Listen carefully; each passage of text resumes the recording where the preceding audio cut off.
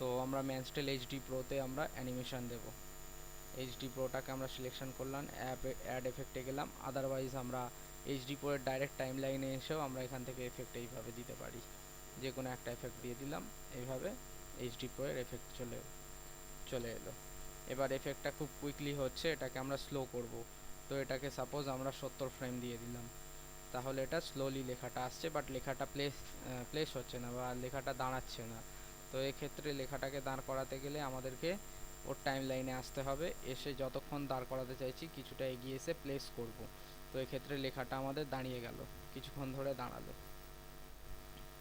ওকে, এবারে আমরা দেখছি যে স্ক্রলটা যতক্ষণ চলছে লেখাটা একবারই এফেক্ট হচ্ছে, লুপ হচ্ছে না।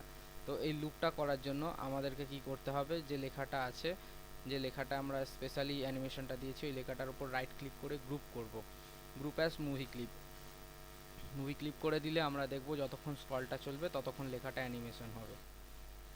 ঠিক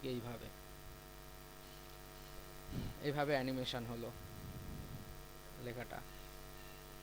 আবার যদি আমরা ইনকেস এখানে কোনো প্রবলেম হয়েছে, যদি আমরা আবার আগের স্টেটে যেতে চাই, তাহলে সেম জায়গার ওপর রাইট ক্লিক করে গ্রুপটাকে আনগ্রুপ করে দেবো, তো আমার আগে যেরকম ছিল সেরকম হয়ে যাবে। কাজে আমরা এটাকে এখন মুভি ক্লিপ করে রাখবো।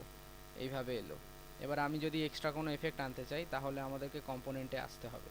কম্পোনেন্টে এফেক্ট বলে অপশান আছে, এই এফেক্টে এলাম। 2D 3D ফিল্টার্স, আমরা 2D এফেক্টও দেখবো, 3D এফেক্টও দেখবো। যেমন এখানে র্যান্ডম বলস আছে, র্যান্ডম বলস এফেক্টটা কিরম আছে, এটাকে ক্লিক করে এখানে টেনে নিয়ে চলে এলাম। তাহলে আমরা র্যান্ডম বলটাকে দেখতে পাবো কি আছে।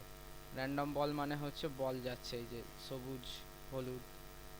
আর সাপোজ আমরা এখানে আরও এফেক্ট আছে, ফিল্ম স্ট্রিচ, এই এফেক্টটা কি আছে আমরা চেক করব। এটাকে টেনে এখানে নিয়ে চলে এলাম। তো আমরা দেখলাম এরকম একটা এফেক্ট আছে, এটাকে আমরা ছোট বড় যেরকম ইচ্ছা করার করলাম, করে ফিল্ম স্ট্রিচ করে রাখলাম। এবার আমরা দেখব এফেক্টটা কিরকম কাজ করছে। এরকমভাবে ঠিক কাজ করছে। তো আমরা কম্পোনেন্ট থেকেও এরকমভাবে অ্যাডভান্স কিছু এফেক্টস আমরা নিয়ে চলে আসতে পারি। তো এইভাবে আমাদের স্ক্রল উইথ ব্যানার হয়ে গেল। এবার এটাকে আমরা সফটওয়্যারে ফেলার জন্য বা সফটওয়্যারে ইউজ করার জন্য এক্সপোর্ট টু SWF করব, করে আমরা টেক্সট লিখে সেভ করে রাখব। আর এটাকে পরে এডিট করার জন্য সেভ অ্যাজ করব। সেভ অ্যাজ করলাম টেক্সট বলে।